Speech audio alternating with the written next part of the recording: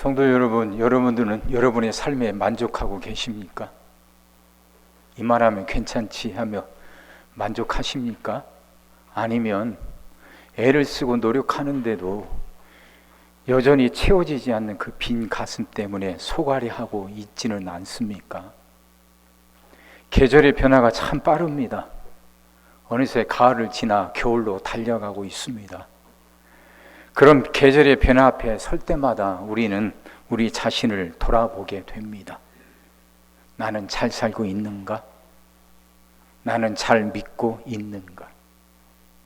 잘 산다고 하는 것이 어디 잘 먹는다고 아픈 데 없다고 다 되는 겁니까?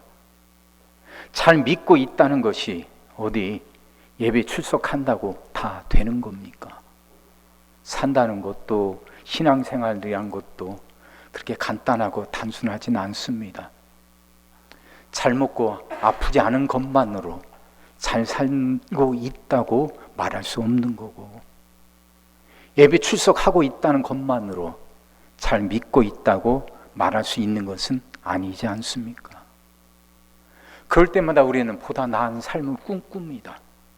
내 마음속에 정말 충만한 기쁨, 보람, 그래 이 정도면 잘 사는 거지 하는 그런 느낌을 갖기를 원하죠. 그래서 다들 변화를 꿈꿉니다. 지금보다 더 나은 삶, 지금보다 더 충만한 삶, 더 풍성한 삶을 다 꿈꾸고 소망합니다. 근데 그렇게 변화를 꿈꾸지만 모두가 또 다 그런 변화를 이루며 살아가는 것은 아닙니다. 어떤 글을 보다가 이런 시를 하나 발견했습니다. 고두현이란 시인이 쓴 시입니다. 무화과나무 아래의 회심, 아구스티누스의 고백이란 시입니다. 아구스티누스가 영어식 발음으로 어거스틴 아닙니까? 그분이 회심했던 걸 이렇게 시로 썼어요. 한번 들어보세요. 저를 좀 바꿔주십시오. 지금은 말고 조금 있다가요. 그때 내 나이 22이었어라.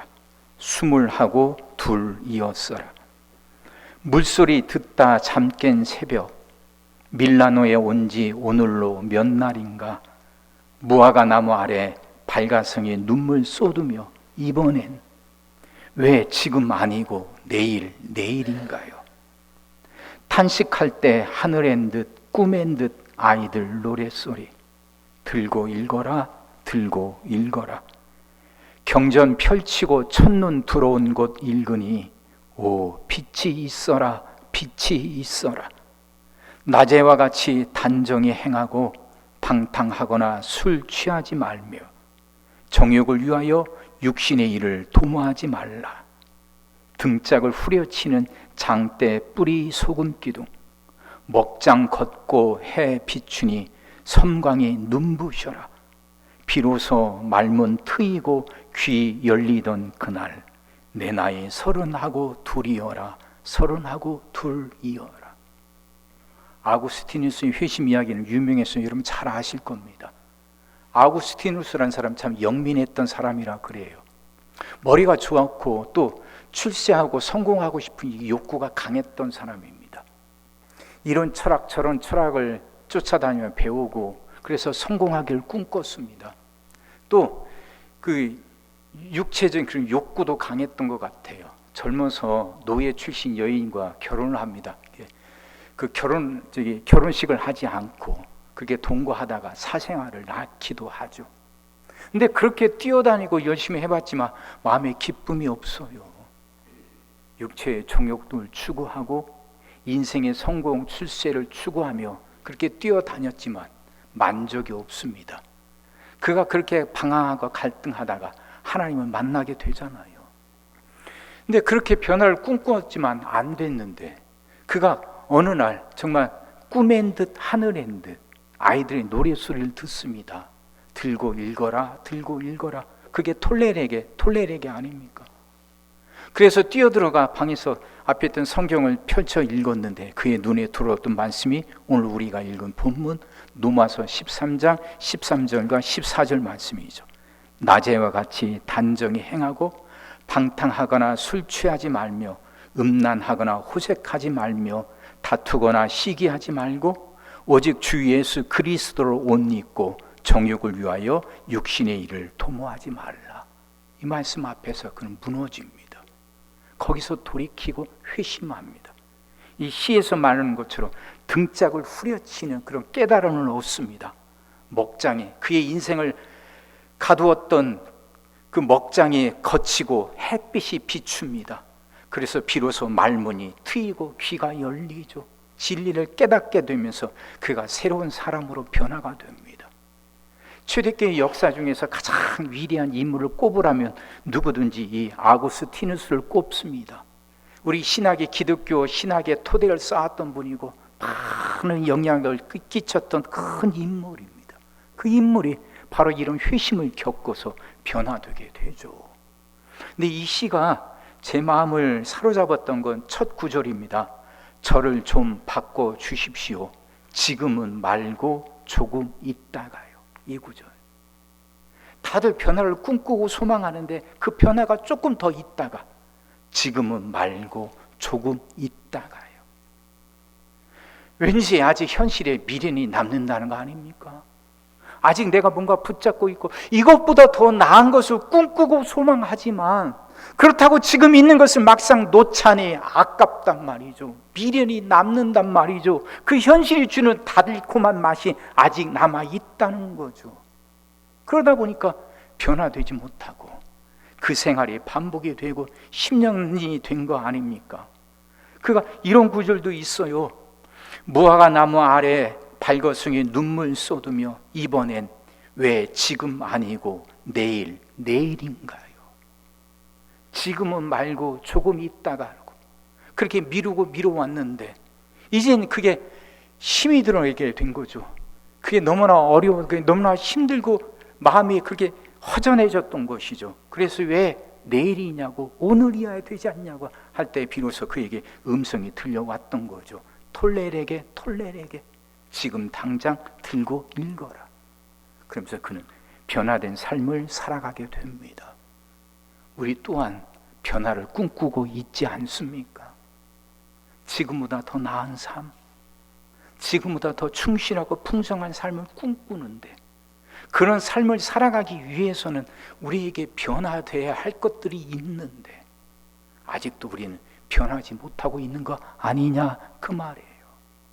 자, 이걸 좀 잘 생각해 볼 수 있게 만들어주는 그 성경 구절이 있습니다. 누가복음 5장 4절에서 6절 말씀입니다. 말씀을 마치시고 시온에게 이르시되 깊은 데로 가서 그물을 내려 고기를 잡으라. 시몬이 대답하여 이르되 선생님, 우리들이 밤이 새도록 수고하였으되 잡은 것이 없지만은 말씀에 의지하여 내가 그물을 내리리이다 하고 그렇게 하니 고기를 잡은 것이 심히 많아 그물이 찢어지는지라. 시몬 베드로의 이야기죠. 베드로는 그 어려서부터 그 갈릴리 호수에서 그물질로 고기를 잡아서 먹고 살던 사람입니다. 갈릴리 호수에서 그물질로 뼈가 굵은 사람이었고 또 그의 조상들도 대대로 갈릴리 호수에서 고기를 잡아 먹고 살던 어부였습니다. 그러니 누구보다도 그 갈릴리 호수에 대해서 그물질에 대해서 잘 알고 있다고 자부하던 사람이었습니다. 전문가죠. 근데 그날은 하루 종일 그물을 던지는데 고기 한 마리 잡지 못해요. 대충 했을까요? 되는 대로 했을까요? 아닐 겁니다. 베드로는 자기가 할 수 있는 최선을 다했을 겁니다. 모든 경험, 모든 지식을 다 동원해서 열심히 최선을 다해서 그물을 던졌을 겁니다. 근데 한 마리도 잡히지 않는 겁니다. 빈 그물뿐이죠. 그럼 그에게 예수님이 깊은 데 가서 그물을 던지라 말씀하십니다. 근데 고기 잡는 상식에 비하면 그 상식에 의하면 예수님의 말씀은 맞지 않는 말이라고 합니다. 예수님은 목수셨죠. 고기 잡는 건 예수님보다 베드로가 더 전문가입니다. 근데 베드로는요, 그 예수님의 말씀을 들어요. 그래서 이렇게 말하지 않습니까? 말씀에 의지하여 내가 그물을 내리리이다 그러죠. 말씀에 의지하여. 그럼 이 말은 여지껏 자기가 갈고 닦아왔던 모든 경험, 지식들을 다 내려놓고 이해가 안 되지만 상식에 맞지 않지만 예수님의 말씀대로 따라 하겠습니다. 그 의미죠. 근데 그렇게 했더니 정말 그물이 찢어질 만큼 엄청난 고기가 잡히는 역사가 일어납니다. 우린 다들 변화를 꿈꾸는데도 여전히 자기 생각들, 자기 경험, 자기 지식에 얽매여서 붙들려서 여전히 그걸 내려놓지 못하기 때문에 변화되지 못하는 건 아닙니까? 베드로는 자기를 내려놨습니다. 자기 지식을 내려놓고 말씀에 의지합니다. 누구보다도 전문가였지만 그 지식을 내려놓고 예수님 말씀을 따르니까 그물이 찢어질 만큼 고기가 잡히는 겁니다. 우린 어떻습니까? 우리는 세상 살아가면서 많은 모습들을 갖고 살아갑니다. 또 사람들이 우리를 어떻게 보느냐, 여기에 우리는 참 마음을 뺏기고 많이 신경을 쓰며 살아갑니다. 마치 사람들이 나를 보는 것이 내 전부인 것 마냥 그렇게 여기며 살아갈 때 많습니다. 근데 그게 정말 우리의 전부일까요? 도종환 시인의 단풍 드는 날이란 시가 있습니다. 이 시도 한번 들어보세요. 버려야 할 것이 무엇인지 아는 순간부터 나무는 가장 아름답게 불탄다. 제 삶의 이유였던 것, 제 몸의 전부였던 것, 아낌없이 버리기로 결심하면서 나무는 생의 절정에 선다. 방하착, 제가 키워온 그러나 이제는 무거워진 제 몸 하나씩 내려놓으면서 가장 황홀한 빛깔로 우리도 물이 드는 날. 이제 온 산마다 단풍이 제법 참 곱게 물들었습니다. 근데 그 단풍이란 것은요, 나무가 자기를 지키기 위한 수단이라고 그럽니다. 이게 나무는요, 밤 기온이 섭씨 10도 밑으로 내려가면 이 나무 뿌리가 수분을 흡수하는 것을 급격하게 줄인다고 그럽니다. 수분을 계속 머물고 있으면 이게 날이 추워지면 어니까요. 그러니까 수분 흡수가 급격히 줄어드니까 이 남은 잎에 수분 공급이 제대로 안 되죠. 그리고 나무 줄기가 그 수분을 머금고 지키고 있어야 되니까 남은 잎에는 수분을 주지 않는답니다. 그러니까 이제 남은 잎과 줄기 사이에 떨겨층이라는 것이 있다고 그래요. 이게 차단막이랍니다. 기온이 떨어지면 이 떨겨층이 수분 공급을 차단한대요. 이게 남은 잎에 물이 가지 않는 거예요. 수분이 공급될 때는 그게 그 엽록소가 있어서 나뭇잎이 굉장히 푸르고 녹색으로 진하게 있는데 수분 공급이 차단이 되면요, 이 엽록소 역할이 사라진대요. 그리고 우선 숨어있던 다른 것들이 이게 그 자기 색깔들을 드러낸다고 그러는데 그 안토시안이라는 게 있대요. 보통 나뭇잎엔 안토시안이라는 그 색소가 나타나서 나뭇잎을 붉게 물들인다고 그럽니다. 또 그 은행나무는 노랗게 물들잖아요. 그렇게 노랗게 물드는 색소를 카로티노이드라고 그렇게 말한다고 하더라고요. 근데 그렇게 수분을 차단하니까 나뭇잎의 색깔이 변해요. 그리고서는 이제 기온이 더 떨어져서 낮 기온이 섭씨 5도나 이제 그리고 밤에 이제 밤 기온이 영하로 떨어지면 나무 그 뿌리가요 모든 수분 흡수를 완전히 그렇게 중단한대요. 수분 흡수를 중단하면 이제 그래서 자기 줄기 안에 그 남은 수분을 갖고 있죠. 그렇게 되니까 결국 나뭇잎들이 다 이렇게 하나씩 떨어진다고 그럽니다. 낙엽이 돼서. 그러니까 나뭇잎이 단풍으로 물들고 결국 그렇게 낙엽이 되어 떨어지는 건 자기 몸을 지키기 위한 수단입니다.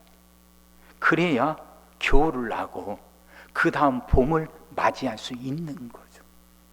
그러니 떨어뜨린다는 것, 놓아버린다는 건 멸망하고 사라지는 게 아니라 내일을 위한 거라는 거죠. 그 눈으로 시인은 단풍나무를 보고 있는 겁니다. 버려야 할 것이 무엇인지 아는 순간부터 나무는 가장 아름답게 불탄다. 여지껏 그 많은 나뭇잎이 막 푸르게 물들이는 나뭇잎을 가장 많이 갖고 있는 것이 좋은 줄 알았는데 이제 그것을 버려야 된다는 걸 알고 나뭇잎에 수분 공급하는 것을 중단하고 나니까 나뭇잎이 붉게 물들어가고 아름답게 불타게 되는 거죠. 제 삶의 이유였던 것, 제 몸의 전부였던 것 아낌없이 버리기로 결심하면서 나무는 생의 절정에 선다.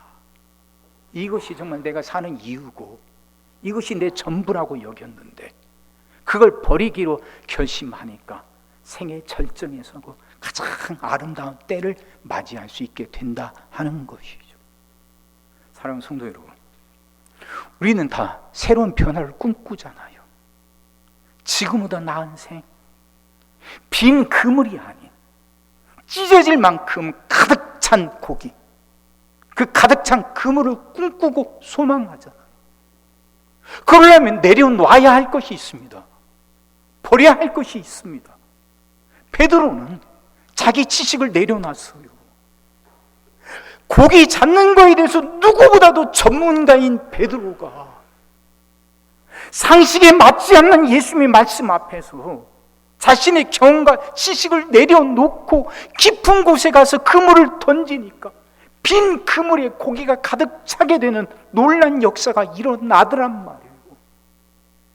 변화를 정말 진정한 변화를 꿈꾼다면 우리에게도 이런 결단이 있어야 되는 거 아닙니까?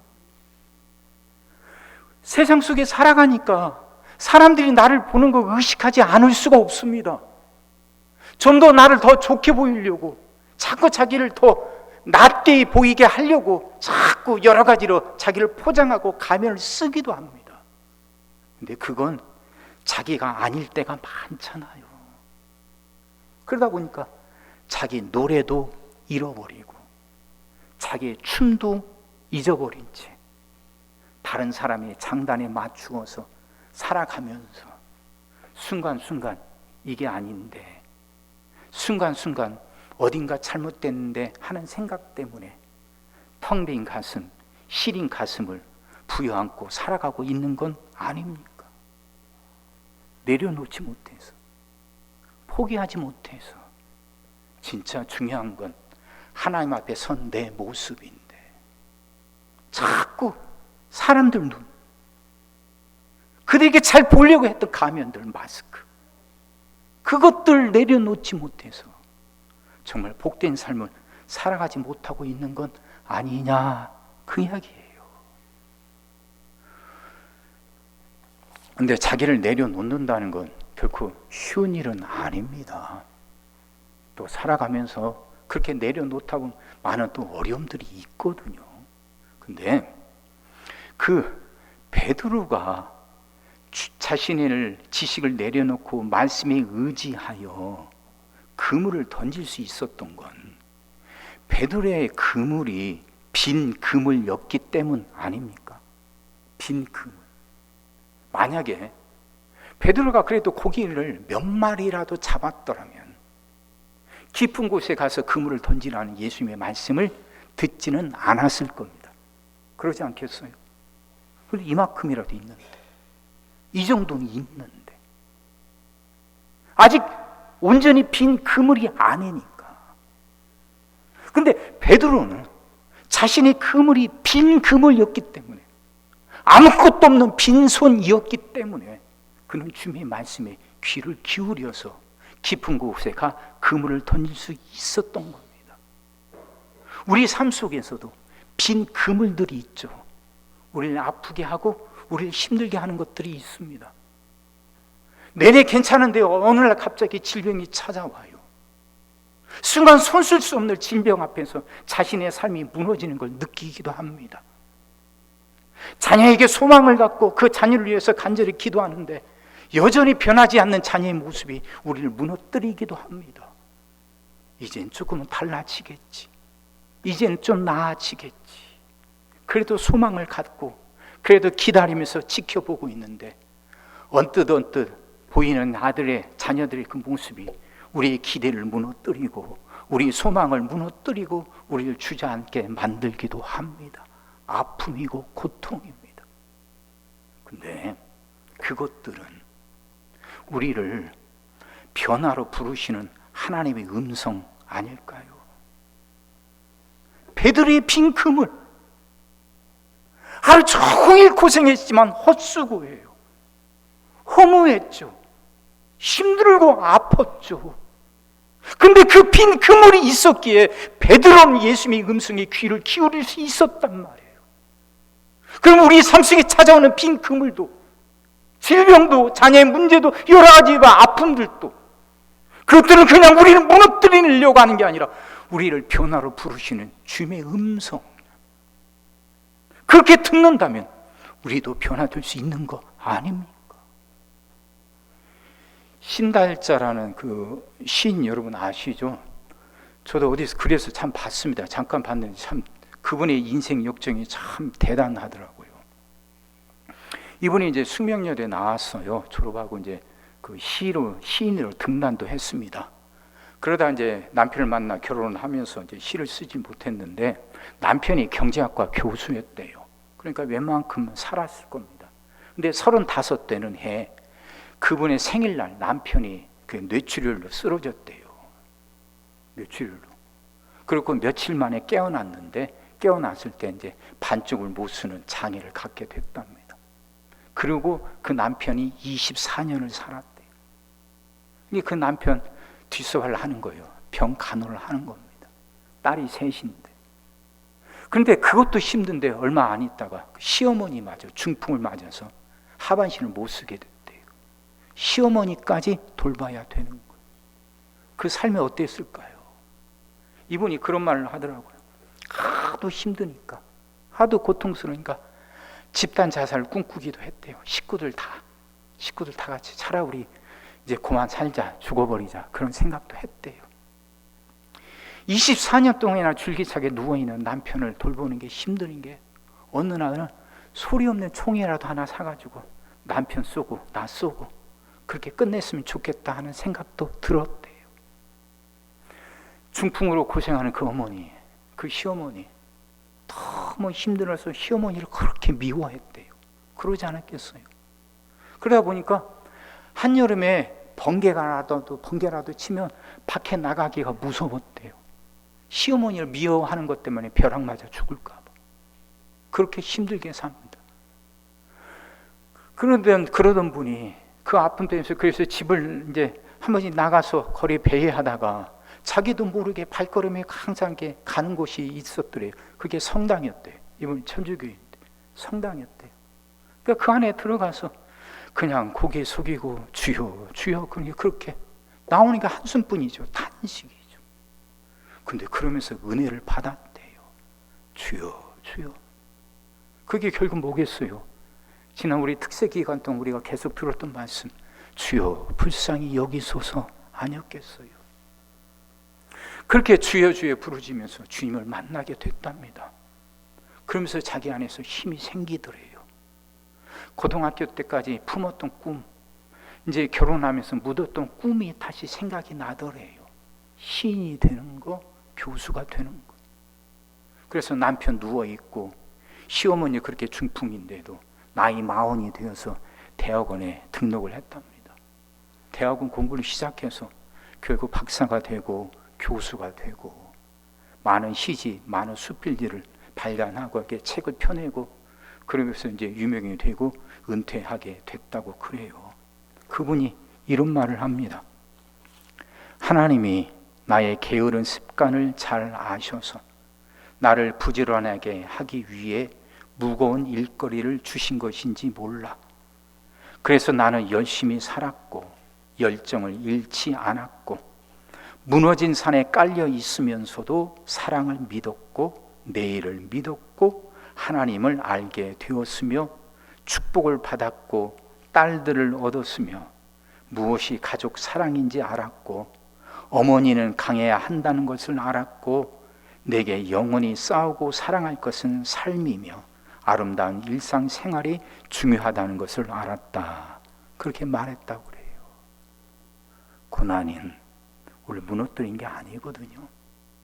빈 그물은 베드로를 절망시키려고만 하는 게 아니었어요. 고난과 빈 그물은 하나님이 우리를 변화로 부르시는 음성일 수도 있습니다. 그럼 그 앞에 문을 열어놓읍시다. 새로운 변화. 자꾸 이 다음에 내일로 미루지 말고 지금. 그래서 오늘 본문의 11절에는 이런 말씀이 있습니다. 또한 너희가 이 시기를 알거니와 자다가 깰 때가 벌써 되었으니. 그렇죠. 이 시기 때라는 거. 시간, 때, 시기. 이건 헬라어로 두 가지가 있다고 그랬죠.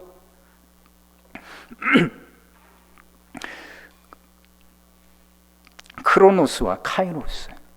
그냥 연대기 시간을 말하는 크로노스 말고 하나님의 때, 카이로스. 하나님의 때가 있어요. 내 삶을 뚫고 들어오는 하나님의 때가 있어요. 하나님의 말씀이 오늘 갑자기 내 가슴이 뚫고 들어올 때가 있어요. 그 변화의 시기, 카이로스. 지금이 그때라는 거죠.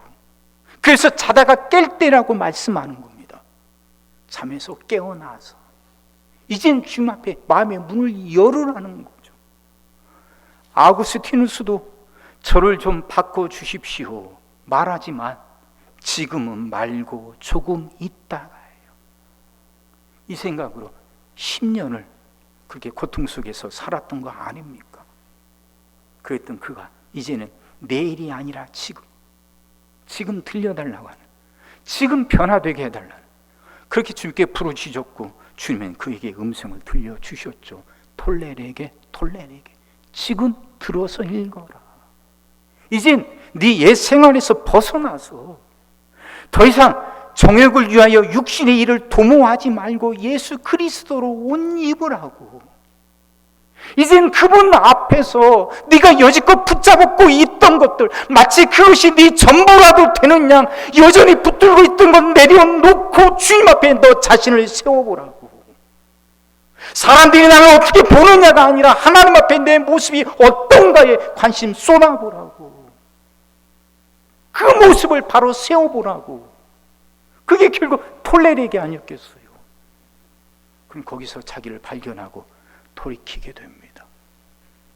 숱한 방황 속에서 젊음을 보냈지만 그럼 이제 돌아서서 하나님의 일꾼으로 귀하게 쓰임받게 되었던 거죠.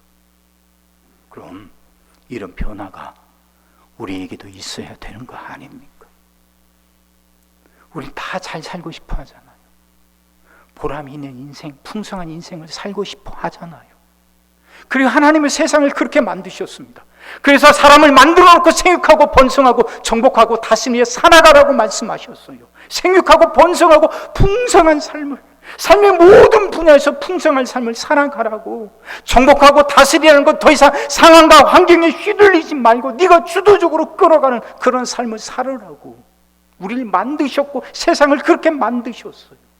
우리 삶은 그렇게 되어야 하는 거예요. 이게 하나님의 뜻이에요. 그런데 여전히 빈 가슴, 여전히 시린 가슴을 안고 살아간다면 변해야죠. 달라져야죠. 바꿔야죠. 나중에, 이 다음에가 아니라 지금. 자다가 깰 때가 되었는데 이제는 빈 그물 앞에서 더 이상 좌절만 하고 절망만 하고 원망만 하지 말고 그 빈 그물이 나를 변화로 부르시는 하나님의 음성임을 알고 이제는 말씀에 의지하여 자신을 내려놓고 이제는 그 말씀에 순종하며 살아야 되지 않겠어요? 변화는 가능합니다. 그건 내가 일으키는 게 아니라 하나님이 하시는 거니까. 아구스티누스를 변화시킨 하나님은 지금도 살아 계셔서 우리를 변화시키기를 원하시니까 내려놓읍시다. 바꿔봅시다. 지금 기도하겠습니다. 하나님, 주신 말씀이 이해가 되게 하시고 깨달아지게 하시고 은혜가 되게 하여 주옵소서. 우린 저마다 다 변화를 꿈꿉니다. 보다 나은 삶을 살기를 원합니다. 하지만 여전히 그러지 못하고 있는 것, 빈 그물 앞에서 원망만 하고 있기 때문이고, 빈 그물을 보면서도 여전히 자신의 생각을 버리지 못하고 손에 잡고 있는 것을 놓지 못하고 있기 때문입니다. 이젠 깨닫게 하옵소서. 톨레에게 하시는 주님의 말씀을 이젠 듣고 순종하게 하여 주옵소서. 이젠 더 이상 미루지 말고 주님 앞에 자신을 세워놓고 고치고 바꾸며 살아가게 하여 주옵소서. 이 은혜를 우리 모두에게 내리워 주시옵소서. 예수님의 이름으로 기도하옵나이다. 아멘.